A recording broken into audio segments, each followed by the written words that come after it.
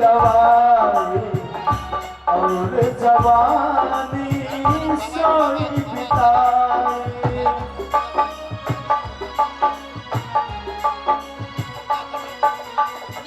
बाल अवस्था खेल गवाए और जवानी सोई बिताए।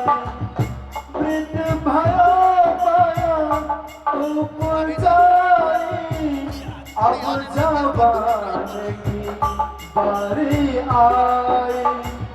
रख ले अब तो रख ले अब तो राम का नाम। जय रघुनंदन जय सिया राम। जय रघुनंदन जय सिया राम। दिल से बोले जो श्री राम बन जाए उनके बिगड़े का। नाम पुकारो सुख हो शाम। जय रघुनंदन जय सिया राम। जय रघुनंदन जय सिया राम। जय रघुनंदन जय सिया राम। जय रघुनंदन जय सिया राम। सियावर रामचंद्र भगवान की जय हो। सतगुरु महाराज की जय हो। आज के आनंद की जय जय हो। अब हम लोग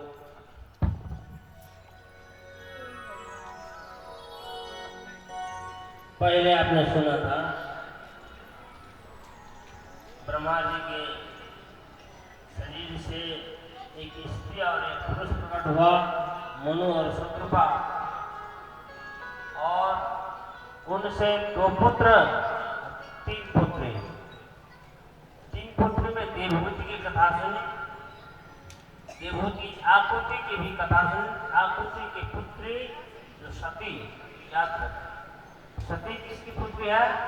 आकुति की पुत्री। देवहूति आकुति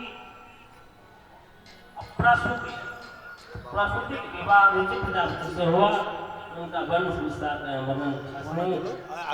ये तीनों पुत्री का वर्णन आपने सुना। और पुत्र में सबसे पहले उत्तानपाद का वर्णन। उत्तानपाद, उत्तानपाद मतलब पाँव ऊपर हो और सिर नीचे हो। वो उत्तानपाद हम लोग भी है, हमारे भी सिर नीचे रहता है और पाँव ऊपर रहता है। और इसके जो कथा है ये भी रहस्यमय है, रूपक कथा। उत्तानपाद की 2 पत्नी, एक सुनीति एक सुरुचि। सुनीति देखिए, सुनीति माने अच्छा नीति और सुरुचि माने मन की। लोग मन की रुचि के अनुसार करते हैं, सुनीति के अनुसार नहीं करते हैं। इसीलिए कैसे करने से क्या होता है, अब आगे कथा आप सुनिए। सुनीति के पुत्र ध्रुव और सुरुचि के कारण सुनीति को वनवास किया गया। उसको राजमहल से कुछ अलग ही एक भवन कुटिया बना करके उसका गुजारा चल रहा था। और राजमहल में सुरुचि रहती थी। सुरुचि के पुत्र उत्तम और ऐसे बालक सबके झुंड में खेलते खेलते ध्रुव ने सुना कि कोई कहते कोई मेला ठेला हुआ, कोई ऐसे उत्सव हुआ, तो बच्चे सब बोलते थे मेरे पिताजी ये ला के दिए हैं, मेरे पिताजी ये खिलौना ला के दिए हैं, एक खिलौना ला के दिए। ध्रुव विचार किया तो मेरे तो पिता ही नहीं, मुझे कौन ला के दे, बिना पिता से पुत्र होता भी नहीं। तो ध्रुव माता से पूछता है, जो सब बालक सब बोलते हैं कि मेरे पिताजी ये खिलौना लागत दी, वे खिलौना लागत दी, ये भूषण लागत दी। मेरे पिता को अपने पिता की खोज करते। तब सुनीति कहती है, हे पुत्र, तुम मेरे साथ तुम भी अभागी हो गए, क्योंकि एक के साथ दूसरा का भी प्रभाव पड़ रहा है। अब यहाँ शंकर भगवान की कथा ही सुनी, तो विद्वेष तो था शंकर भगवान से, लेकिन उसका प्रभाव पड़ गया सती में। विद्वेष है सुनीति के साथ, उसका प्रभाव पड़ गया ध्रुव में। तो मेरे साथ तुम भी अभागे हो गए। तुम्हारा पिता तो राजा महाराजा है कानपाल, लेकिन मैं प्रारब्धवश किसी कारणवश मैं वनवास में हूँ, बाहर में हूँ।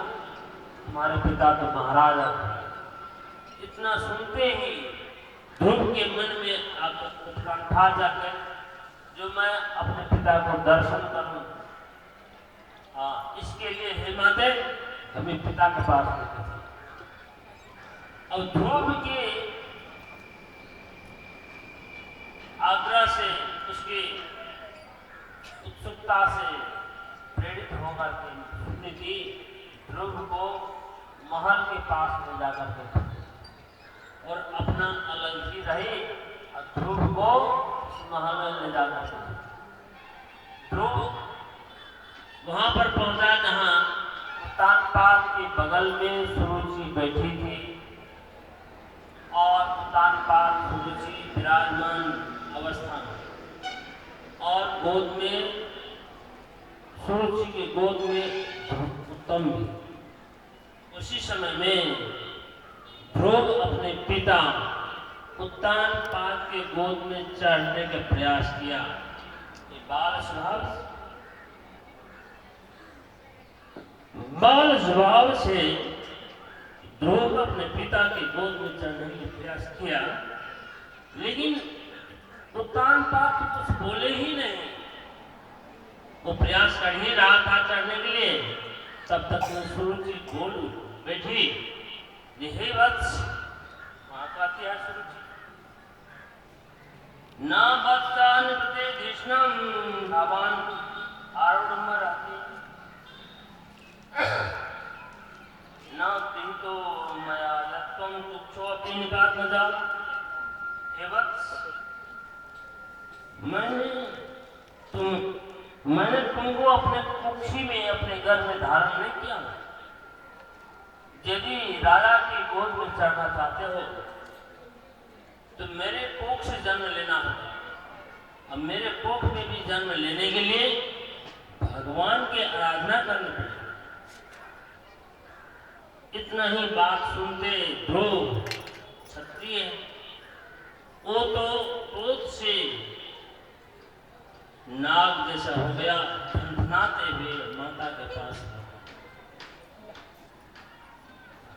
नूनम वेद भगवान यश दुर्व्यर्थ मनोरथा तपसारांत पुरुषम तस्सेवा अनुग्रहण में गर्वे त्वं साध्यात्मनं यदि छसी निपासनम। देखिए, एक बाण तो जो धनुष बाण होता है उससे घायल कर देते हैं, तो मनुष्य लोग मलहम पट्टी लगा करके दवाई आदि करके ठीक हो। लेकिन एक बाण, ये जो बाणी रूपी जो बाण है, इस बाणी रूपी बाण का कोई दवाई नहीं, इसका कोई इलाज नहीं है। वो इलाज तभी हो सकता है जब अपने मन को शांत कर लेंगे। बिना मन से वो शांत नहीं हो सकता। वो घाव ध्रुव के हृदय में इतना घायल हो गया, इतना गहरा प्रभाव पड़ा। अब देखिए इसका प्रमाण, ध्रुव अपने माता के पास आकर के सारे वृतांत सुनाते। सुनीति कहती है, हे पुत्र, तुम्हारे छोटी माता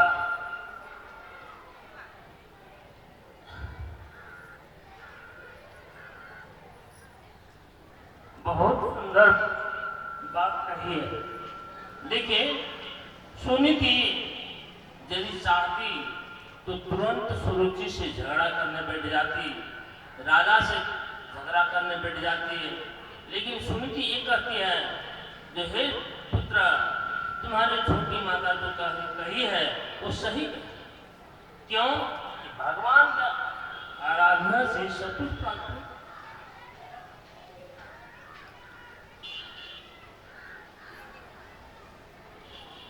भगवान की आराधना से